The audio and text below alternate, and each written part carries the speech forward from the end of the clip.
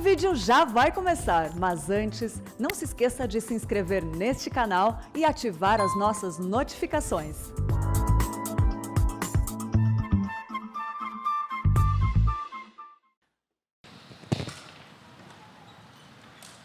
Irmãos queridos, nós vamos abrir a palavra de Deus, a carta de Paulo aos Efésios, capítulo 3, versos 14 a 21.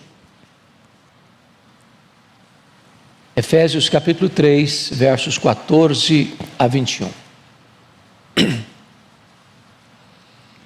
O apóstolo Paulo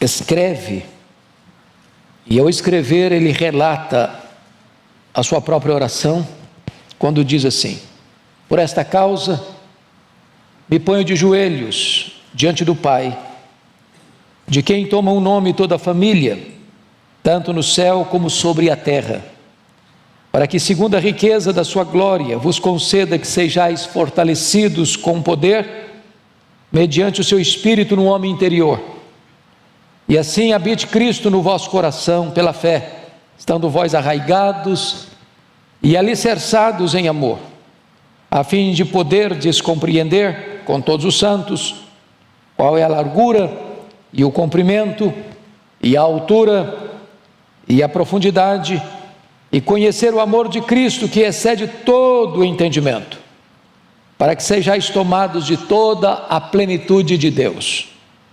Ora, aquele que é poderoso para fazer infinitamente mais do que tudo quanto pedimos ou pensamos, conforme o seu poder que opera em nós, a Ele seja a glória na igreja e em Cristo Jesus, por todas as gerações, para todos sempre. Amém. Amém. Eu quero conversar com vocês hoje sobre o tema a oração mais ousada da história. A oração mais ousada da história.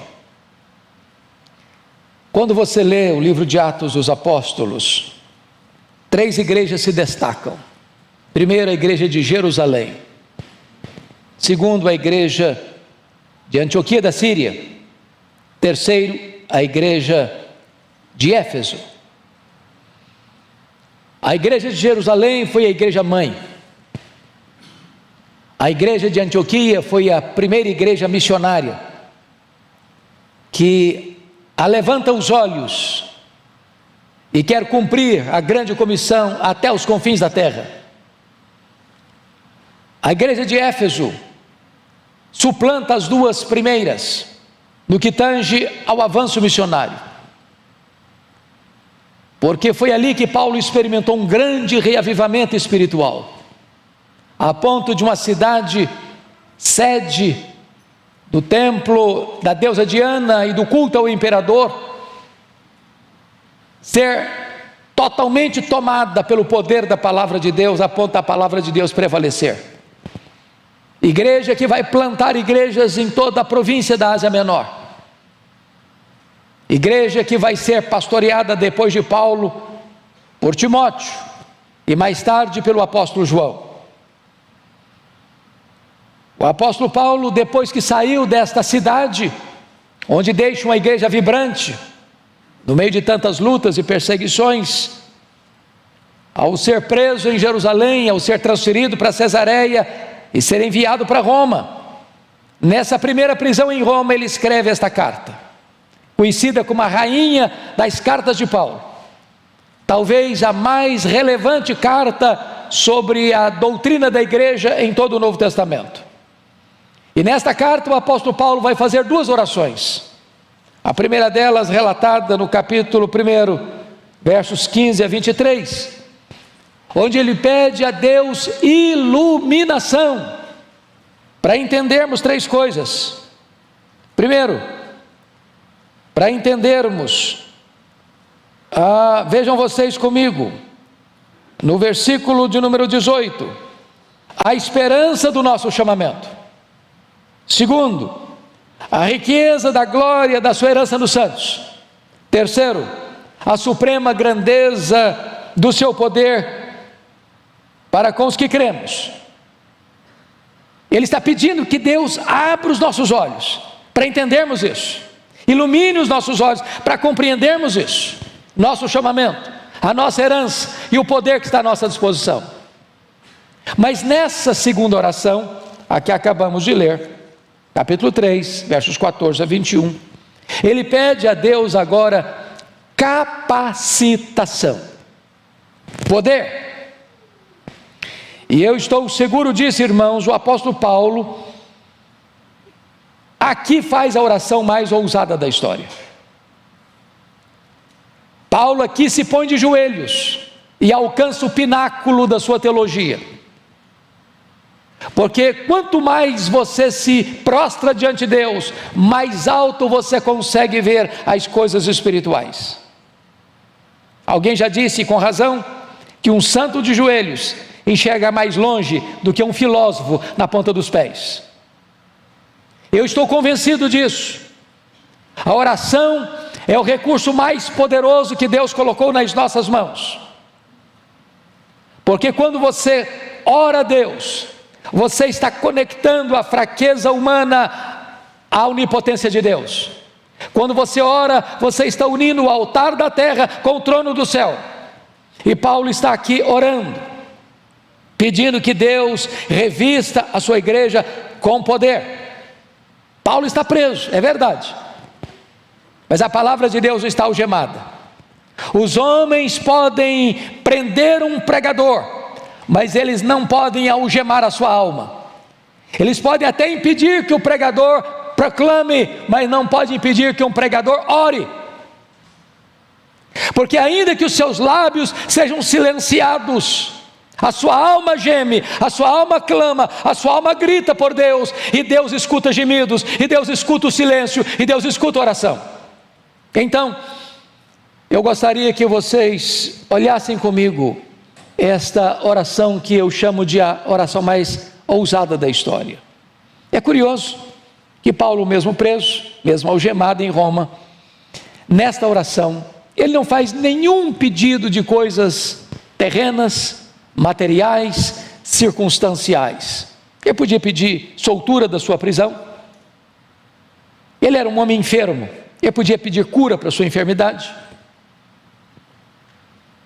Ele era um homem cheio de cicatrizes, enfrentando lutas, porque nesta prisão, ele escreve uma segunda carta a Filemon, onde ele vai dizer que ele era um velho, abandonado, enfrentando acusações levianas.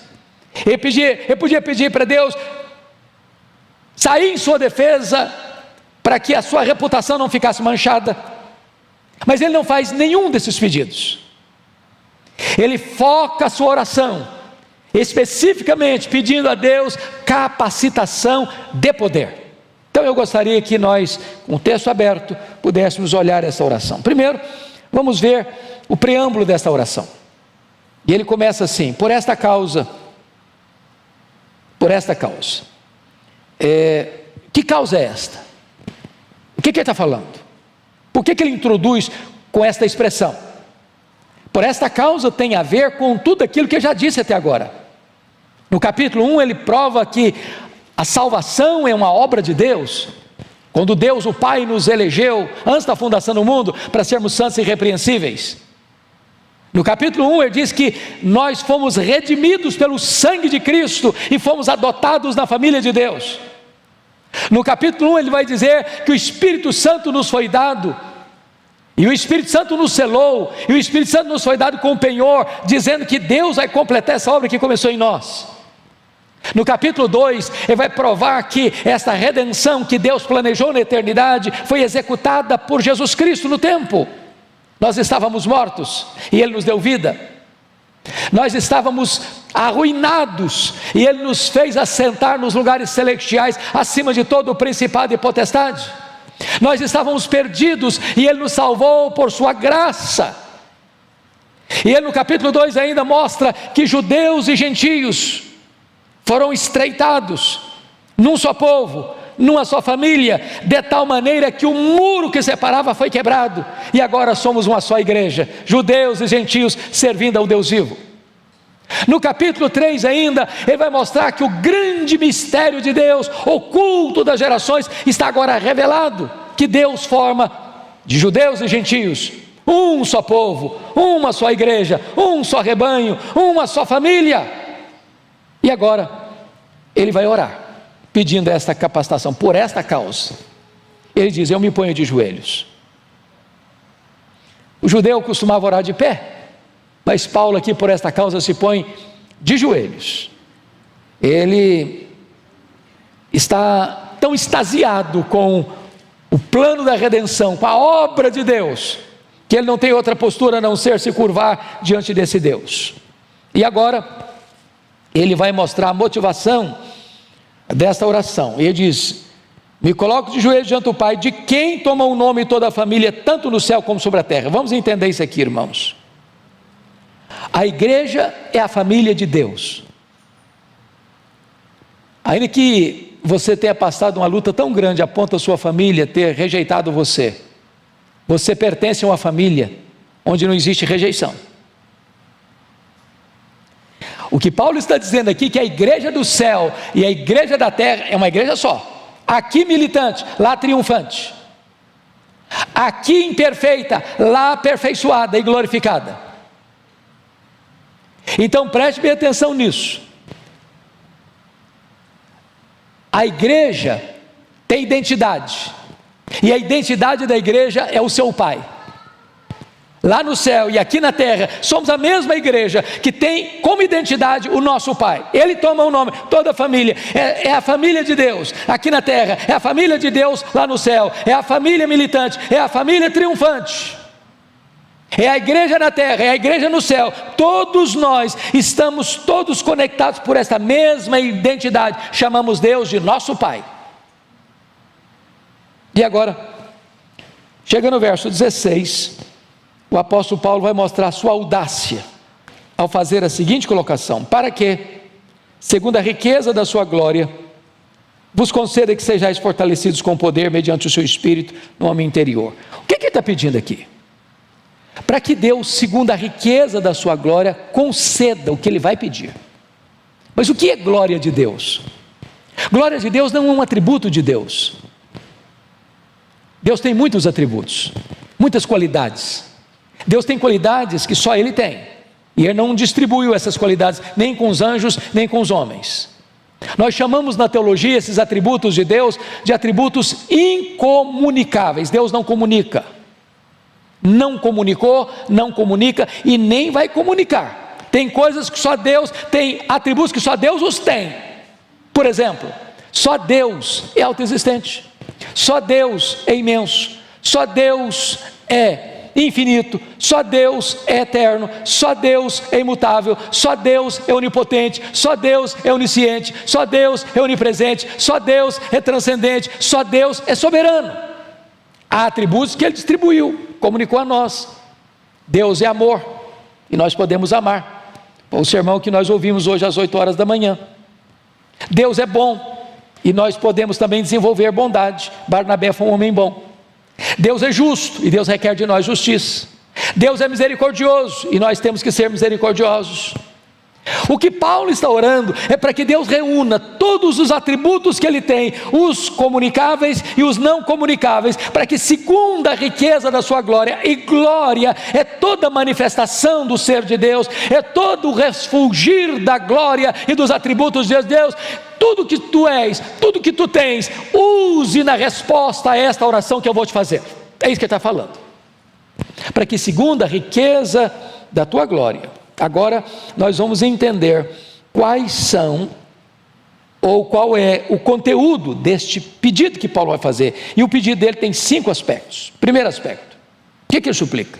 Vejamos, verso 16: vos conceda que sejais fortalecidos com poder, mediante o seu Espírito, no homem interior. Então, a primeira coisa que ele pede é poder interior. Por que ele pede isso? Vejam vocês, hoje o pastor Arival já fez todo o preâmbulo da nossa meditação, porque ele fez uma análise muito linda aqui hoje de manhã, sobre a questão da habitação do Espírito Santo como aquele que vai processar dentro de nós o amor de Deus. E ele diz o seguinte: para que vos conceda que sejais fortalecidos com poder, mediante o seu Espírito, no homem interior. Todo crente salvo, claro, tem o Espírito Santo. Tem o Espírito Santo residente. Quem não tem o Espírito Santo, esse tal não é dele. Ninguém pode dizer Senhor Jesus, senão pelo Espírito Santo. Então todo salvo tem o Espírito Santo. Mas nem todo salvo que tem o Espírito Santo presente, tem o Espírito Santo presidente. Nem todo salvo que é habitado pelo Espírito Santo está cheio do Espírito Santo. Nem todo crente em quem o Espírito Santo habita está revestido com o poder do Espírito. E Paulo está orando para que você e eu sejamos revestidos por esse poder. Que poder? É o poder que vem mediante o Espírito Santo. É Ele quem aplica, Ele quem dá o poder, Ele quem processa esse poder, Ele quem capacita. Mas onde? No homem interior. No homem interior. No homem interior. E se você parar para perceber, a vida cristã é uma vida de poder. O Espírito Santo veio trazer poder. O reino de Deus é poder. A palavra de Deus é poderosa. O Espírito Santo veio para trazer poder. Em outras palavras, o projeto de Deus é que um crente não seja fraco, vivendo uma vida medíocre, rasa, pobre, infrutífera, insossa. Não, o projeto de Deus é nos capacitar com este poder. Aliás, quando eu vejo o livro de Atos, que relata a história da igreja primitiva, há 59 referências ao Espírito Santo no livro de Atos. 59. E boa parte dessas referências, irmãos, tem a ver com este projeto de Deus, você ser capacitado com poder, ser capacitado com poder, ser capacitado com poder, poder para viver uma vida de santidade, poder para obedecer, poder para glorificar a Deus, poder para honrar a Deus, poder para viver uma vida digna, poder para pregar a palavra, poder para vencer o diabo, para vencer o mundo, para vencer o pecado. Paulo está dizendo: Deus, eu preciso desse poder, derrama esse poder sobre a tua igreja. Mas ele vai explicar um pouco melhor como é que isso funciona. Olha vocês, no versículo 17, que ele diz assim: e assim habite Cristo no vosso coração pela fé. Eu quero chamar a sua atenção para esta expressão: e assim habite Cristo no vosso coração pela fé. Você precisa do poder do Espírito Santo agindo no seu homem interior, para que você compreenda a implicação de Cristo habitar no seu coração pela fé. Porque a palavra, o segredo está aqui na palavra habitar. Existem duas palavras na língua grega para habitar. A palavra primeira é a palavra paroikel, é habitar como estrangeiro, temporário. Você vai para um hotel, está fazendo uma viagem, a negócio, a lazer ou de férias, e você habita ali, 1 noite, 2 noites, 3 pernoites. Mas ali não é a sua morada permanente. Você não vai ficar ali a vida toda. Você vai passar por ali, vai cumprir a sua agenda ali e volta para sua casa. Esse habitar temporário é paroikel. Não é a palavra que Paulo usou aqui. A palavra que Paulo usou aqui foi katoikel. E katoikel é habitar como residente. Por exemplo, se você perceber comigo, nas Escrituras, lá em Colossenses 2:9, está escrito: porque nele, em Cristo, habita corporalmente toda a plenitude da divindade. A palavra lá é paroikel, ou melhor, katoikel. Habitar, a divindade habita em Cristo sempre. Sempre. Nunca houve um momento que ele disse: não, eu não sou Deus. Mesmo quando ele encarnou, ele continuou sendo Deus. Ele não deixou de lado a divindade quando se encarnou, e ele não deixou a humanidade quando ele voltou para o céu como Deus.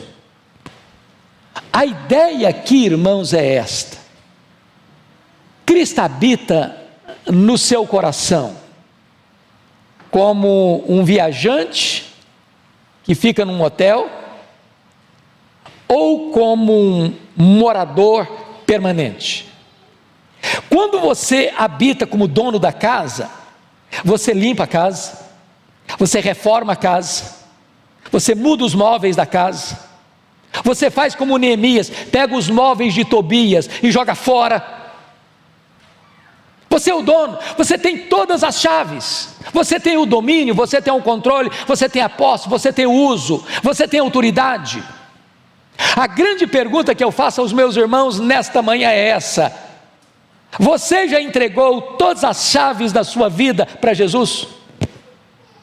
Existe alguma área da sua vida que ainda não está debaixo do governo de Jesus? Na sua vida pessoal, na sua vida sentimental, na sua vida sexual, na sua vida financeira, no seu relacionamento conjugal, no seu relacionamento com seus pais, no relacionamento com seus filhos. Você já colocou Jesus para comandar essa casa? Essa é a ideia. Preste bem atenção. Às vezes a gente pensa em poder como uma coisa etérea, ou pensa em poder como uma coisa assim, sobrenatural, ou um milagre que aconteceu, acabou de acontecer aqui, todo mundo está pasmo. Paulo está dizendo que esse revestimento de poder tem coisas práticas. É você entregar as chaves todas da sua casa, da sua vida, do seu coração, do seu casamento, da sua família, dos seus negócios, da sua empresa, do seu comércio, da sua vida de lazer, do seu descanso. Tudo isso você entrega a Jesus. Toma conta, é teu, fica aqui, mora aqui, o Senhor é o dono da casa, o Senhor faz o que o Senhor quiser da minha vida. É preciso ter poder para isso, irmãos, para que Jesus habite no nosso coração dessa maneira. Mas vamos avançar um pouco mais no pedido de Paulo, quando ele diz assim: assim habite Cristo no vosso coração pela fé, estando vós arraigados e alicerçados em amor. Bom, eu não combinei com o pastor Arival para pregar o que preguei, porque ele já tratou desse assunto hoje de manhã, sobre a questão do amor, mas aqui Paulo vai lançar duas metáforas sobre amor. Notem comigo: arraigados e alicerçados. A palavra arraigado vem de raiz, e a palavra alicerçado vem de alicerce. Então ele está usando uma figura da botânica, ele está usando uma figura da engenharia civil, ele está usando a figura de uma árvore, e ele está usando a figura de um prédio. Tanto uma árvore quanto um prédio precisa de quê? De estabilidade. O que dá estabilidade para uma árvore? Suas raízes. O que dá estabilidade para um prédio? Seu alicerce. Se uma árvore não tiver raiz, quando passa o vendaval, ela tomba. Se um prédio não tiver um alicerce saudável e bom, se o engenheiro errou nos cálculos, quando vem um problema mais grave, o prédio entra em colapso. O que Paulo está dizendo? Como é que você sabe que Jesus habita no seu coração? Como é que você sabe que Jesus não é apenas um morador temporário, mas é o dono da casa? É se você ama. Mas como é que você sabe que você ama? É se quando vem os problemas da vida, você permanece de pé. Porque amar quem ama você, até o ateu consegue fazer isso. Ele não conhece a Deus, ele não respeita a Deus, ele não tem nenhum relacionamento com Deus. E um ateu ama seu pai, ama sua mãe, ama sua mulher, ama seus filhos, ama seu esposo, ama os bons vizinhos. Isso é natural. Agora, quando você enfrenta uma tempestade de assassinato de reputação, quando você enfrenta uma tempestade de críticas injustas e desairosas, quando você é vítima de uma orquestração para arruinar sua vida, seu trabalho, sua reputação, sua família, sua honra, quando esse vendaval passa pela vida como um tufão, e você está arraigado, e você é como um prédio plantado, bem plantado, Você permanece firme e ama até seus inimigos e ora por eles, pagando o mal com o bem. Esta é a evidência de que Jesus tem as chaves, porque Ele não pagou impropério com impropério. Os homens cuspiram no seu rosto, os homens esbordoaram a sua cabeça, os homens o pregaram naquela cruz, e Ele lá do topo daquela cruz diz: Pai, perdoa-lhes, porque não sabem o que fazem. Nós não temos relacionamentos saudáveis, nem dentro de casa, nem fora de casa, a não ser que o Espírito Santo nos capacite para que Cristo tenha as chaves da nossa vida. Mas vamos um pouquinho mais, vamos um pouco mais. Quando você compreende que o amor é a essência da vida cristã, porque é a virtude mais importante, é superior aos dons espirituais, é a evidência de que você é uma pessoa salva, é a prova de que você é um discípulo, é a única condição que Jesus exigiu, por exemplo, para você ser restaurado para a obra dele. Quando perguntou para Pedro: você me ama, Pedro? Então, pode pastorear minhas ovelhas. Aí você vai perceber que Paulo vai avançar um pouco mais e dizer o seguinte. Veja comigo, por gentileza, o versículo 18. A fim de poderdes compreender com todos os santos qual é a largura e o comprimento e a altura e a profundidade, e conhecer o amor de Cristo. E aí você vai começar a entender algo sublime aqui. Primeiro, notem vocês, não tem possibilidade de você ser um crente verdadeiro, pleno, sozinho, desigrejado, isolado, que se basta a si mesmo. Você só vai compreender essas verdades espirituais com todos os santos, na família de Deus, no rebanho de Cristo, no corpo. Não é isolado, não tem crente desigrejado, não tem crente sozinho, não tem crente só na sua casa. Você pertence a um corpo, você pertence a uma família, você é ovelha de um rebanho. Tem que ser com todos os santos. Mas mais, note você que essa compreensão do amor de Cristo passa por duas ideias. Porque veja comigo, no versículo 18, eles a fim de poderes compreender. Mas no verso 19 ele diz: e conhecer. Compreender e conhecer são duas palavras muito semelhantes, né, pastor, na língua portuguesa. Mas aqui no grego, as duas palavras são bem distintas. Aqui no verso 18, compreender tem a ver com o aspecto teórico, da compreensão intelectual, da compreensão cognitiva, de você poder visualizar isso com clareza na sua cabeça. Mas a palavra conhecer do verso 9, já é outra palavra. Aqui é o conhecer prático, empírico, experimental, vivencial.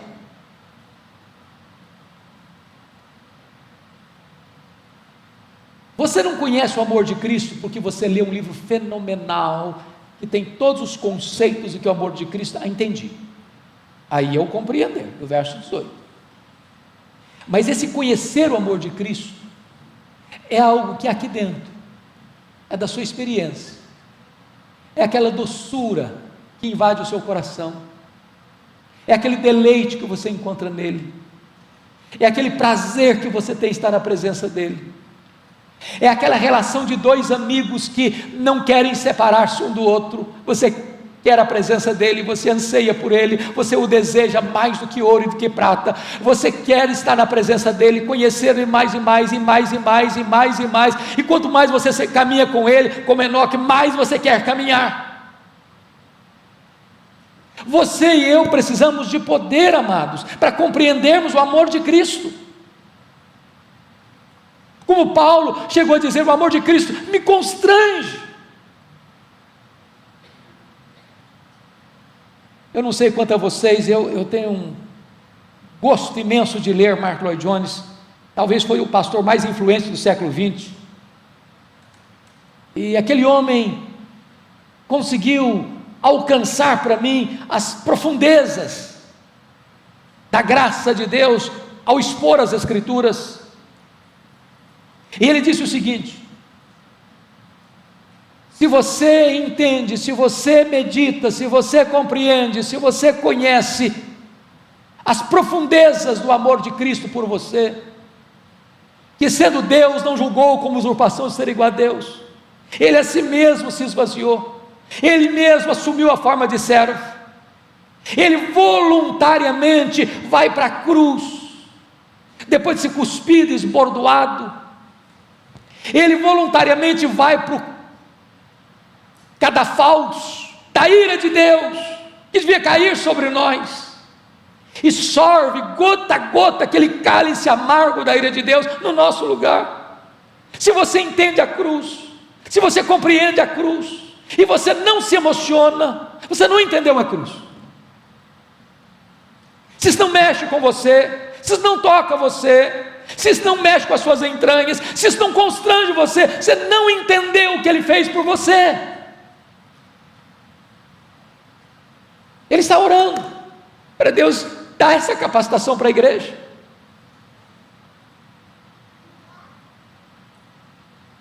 Irmãos, o amor de Cristo que é derramado no nosso coração, o amor de Deus que é derramado no nosso coração, é que faz o que Paulo está falando aí. Você precisa conhecer o amor de Cristo, que excede todo o entendimento. Só assim você vai entender a largura do amor de Deus, o comprimento do amor de Deus, a altura do amor de Deus, a profundidade do amor de Deus, os limites do amor de Deus, que abrange todos os homens, que abrange todos os tempos, que abrange o homem mais rico e o homem mais pobre, e que atinge o homem mais vil, jogado lá na sarjeta do pecado, e Deus o ama. Você e eu precisamos compreender isso.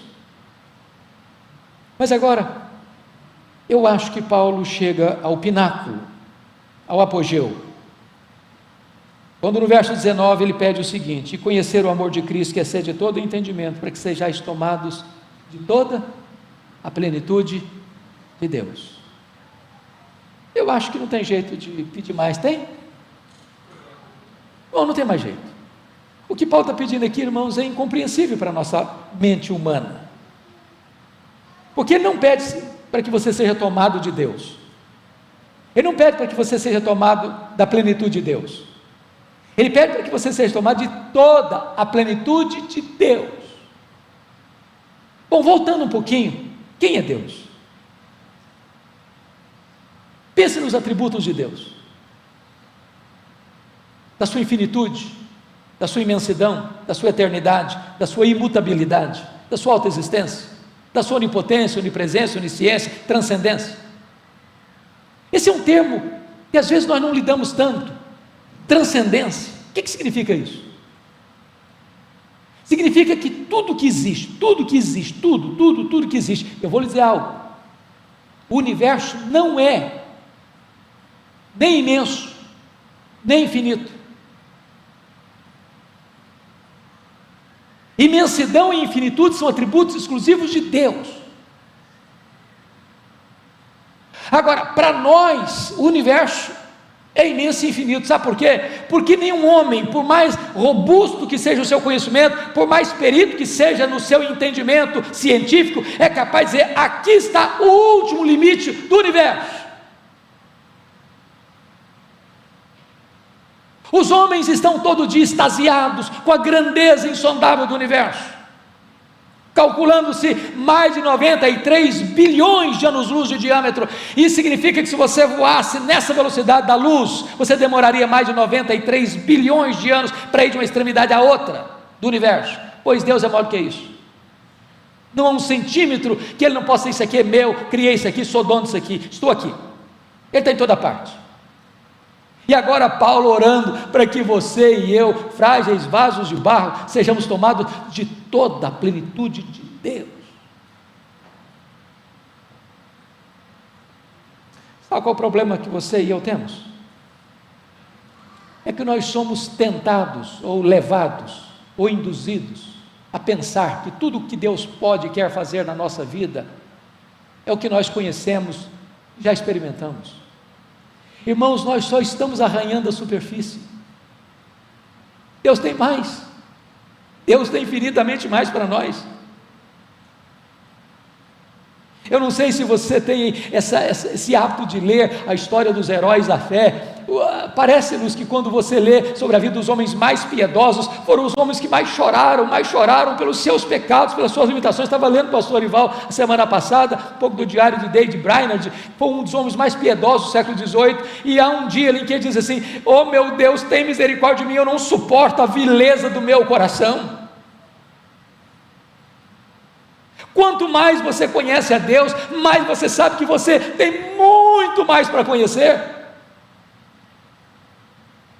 Paulo está orando para que você e eu sejamos tomados de toda a plenitude de Deus, como se cada poro do nosso corpo, ou cada poro da nossa alma exalasse Deus.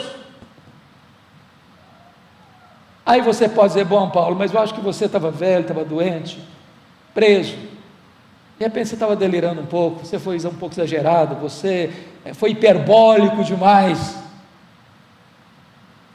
Aí ele diz no verso 20 algo espantoso, depois de fazer a oração mais audaciosa da história: ora, aquele que é poderoso para fazer não mais, não muito mais, mas infinitamente mais. Aí eu já não estou entendendo, confesso a vocês, porque eu não sei o que é infinitamente mais daquilo que é o mais exagerado possível. Eu não sei. Eu não sei se Deus atender o pedido do verso 19, eu ser tomado, você ser tomado de toda a plenitude de Deus, se pode acontecer mais alguma coisa ainda, se dá para esticar um pouco mais ainda. O que Paulo está dizendo é que não há limitação em Deus, não há. Se você pensa que você foi ao máximo, ainda tem mais terreno a conquistar, tem mais para ir, e tem mais para dar.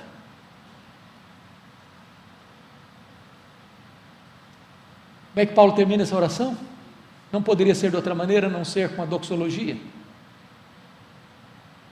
Versículo 21, ele diz: a Ele seja a glória na igreja e em Cristo Jesus. Por quanto tempo?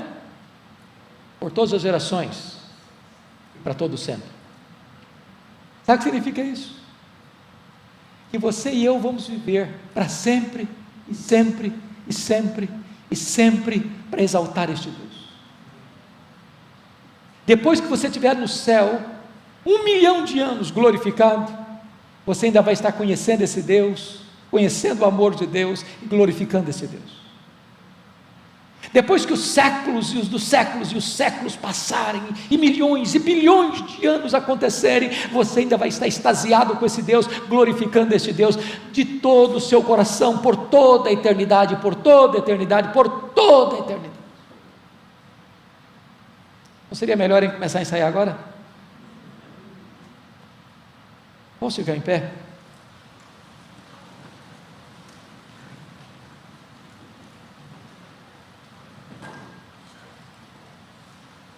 Esta glória vem sobre o corpo, esta glória vem sobre a cabeça, esta glória vem no tempo, esta glória vem na eternidade. Esta é a glória que Deus quer derramar sobre nós, para vivermos esta vida maiúscula e superlativa. Senhor Deus, por amor do Teu nome, volta o Teu rosto para nós, esta hora. Nós não queremos viver uma vida rasa, supérflua, epidérmica, medíocre, rasa. Oh meu Deus, Tu tens tanto para nós. Não permita que vivamos na escassez, vivendo como mendigos espirituais, se os banquetes da graça estão fartos. Não permita que sejamos fracos, a ponto do diabo se andar conosco, se temos toda a grandeza do Teu poder à nossa disposição. Não permita, Deus, que rebeldemente queiramos controlar áreas da nossa vida, quando todas as chaves precisam ser entregues a Jesus. Oh meu Deus, por amor do teu nome, assiste-nos, fortaleça-nos, revigora-nos, capacita-nos a viver esta vida vitoriosa em Cristo Jesus, para a tua glória e louvor, em nome de Jesus, amém.